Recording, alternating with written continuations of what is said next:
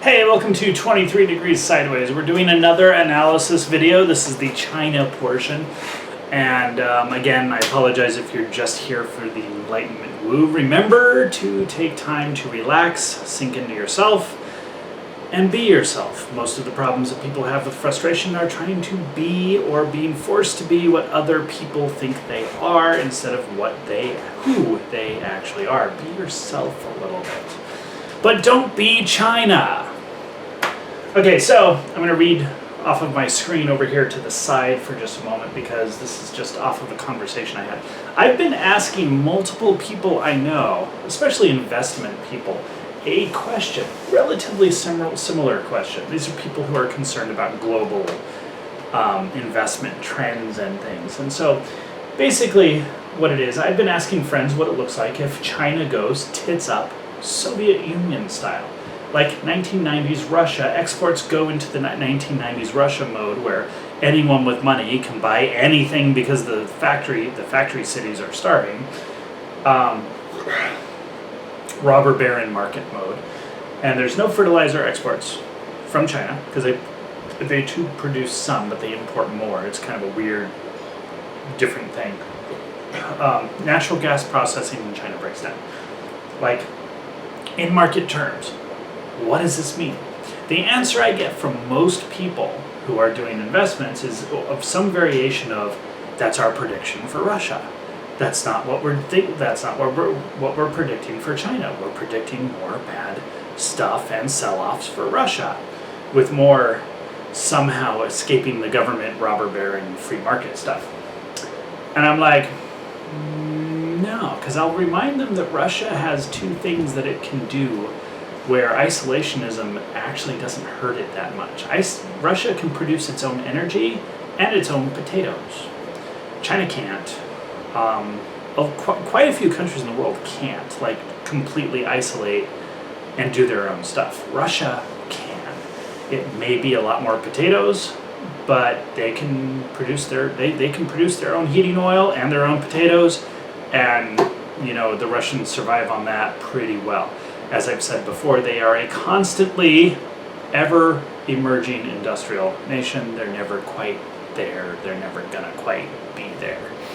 So the good news is that they can always break out the spinning wheel and the wood stove, or the peat stove, whatever they're burning that day. Pig lard in the lamps. So China can't. So my friends, when I remind them of this, and I say, China's got issues like single point of failure leadership, and it's really looking like the way the Russian government broke down, they turn around, basically their response is some variation of, oh shit, that can't happen. No, that can't happen. Oh shit, that cannot happen. We cannot, no. And then they don't talk to me for several days. Here's the thing. China is in a situation where that can happen. Okay, I'm going to put a couple threads together here for all the people who think that China is the big bad everything. China is economically dependent on export markets. While the U.S. is not the biggest market for China, we are roughly a fifth of their exports. So we're only the single biggest market. We're not the biggest total market. Okay, whatever. Losing the U.S.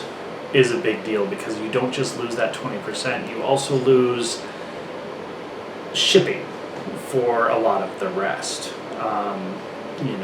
Also, China's pretty reliant on the U.S. for keeping the edge of starvation level here instead of down here where people start dying. Other countries could have that effect on China too, but so this is the China-U.S. conflict level. Okay, so China's not going to, just a reminder, China's not going to nuke Taiwan or us because even Xi Jinping apparently seems to know some of the realities. But this is actually a problem China has. China's internally not doing so well. The logistics and the economic disruptions have, because the US is in a recession and the US is only 20% of their total export market, the domestic problems economically and logistically in China have stretched things to a breaking point that is a little bit weird, like tanks and troops in cities keeping a lid on things. Weird. So just you've got a social situation where a certain percentage of the population has to be kept in line with tanks and army dudes. And to be honest, the Chinese military isn't all that, so if you get a peasant revolt, they're not gonna do any better than they did against the North Vietnamese in the 70s, which wasn't really very good. Sorry, the Vietnamese in the 70s, because there's no North-South anymore. I grew up with that, so.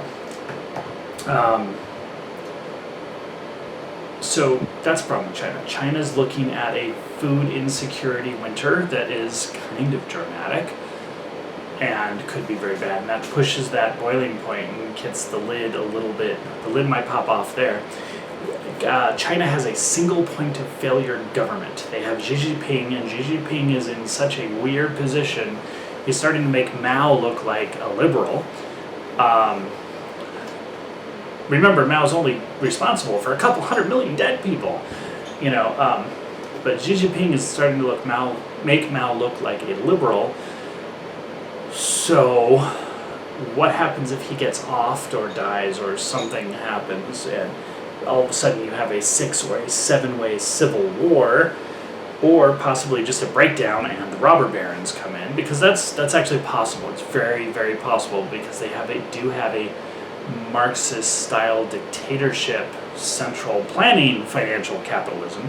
It's possible that several of those central planners just go off and say, this is my economic fiefdom, that's your economic fiefdom, and see ya, don't call me, I won't call you, and if I see you, I'll shoot you.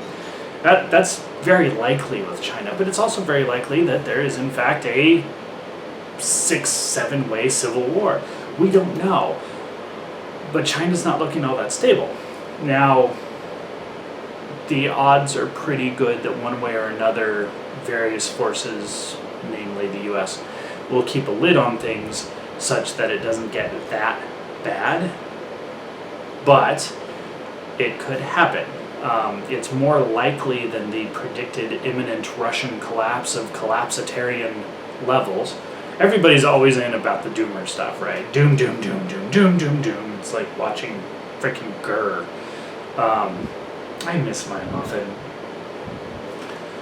So, aside from the doom song, just remember that where that doom comes from is kind of highly variable. And the world does change, like things do happen.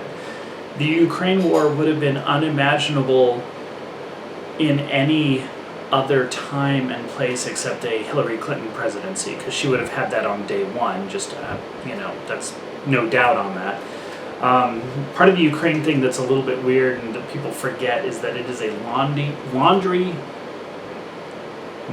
laundering center. This is where you wish I edited the videos. Ukraine is a money laundering center for a lot of US and European professional political wealth. Let's just leave it at that, okay? But it's there. The corruption is there. The corrupt markets are there. The money laundering is there. It's there. So there are, obviously, there were really good reasons to leave it alone and not push Russia any harder than you had to and keep things going.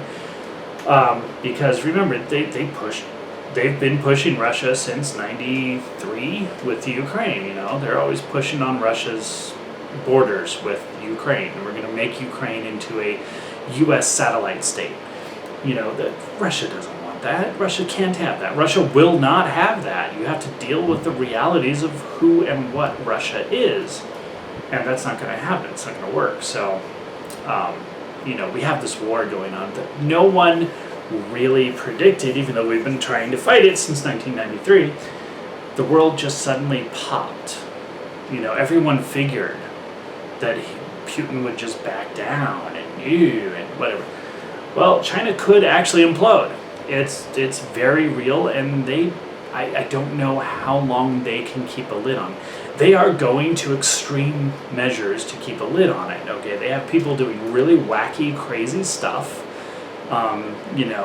They are behaving completely irrationally with their own population, and I don't know how long it lasts. I don't know if it comes down or if it goes up just a little bit further and goes pop like an overinflated balloon.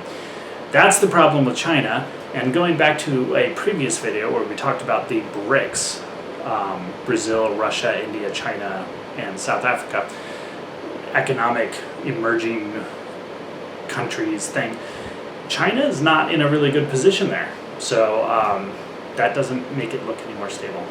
That's all. Stay sideways.